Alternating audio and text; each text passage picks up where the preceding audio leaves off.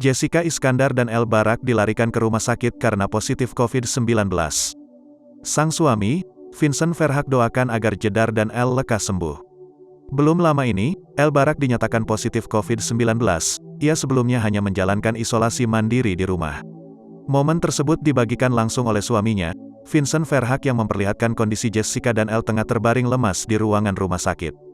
Tampak Jessica Iskandar dan El Barak dalam satu ruangan yang sama mengenakan masker dengan wajah yang terlihat sedih. "Get well soon sayangku dan jagoanku."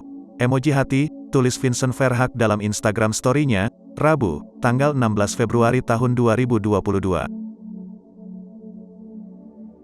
Terlihat dari unggahan Instagram @ini_jedar, Jessica menunjukkan tangannya tengah dipasang infus sembari mengenakan selimut.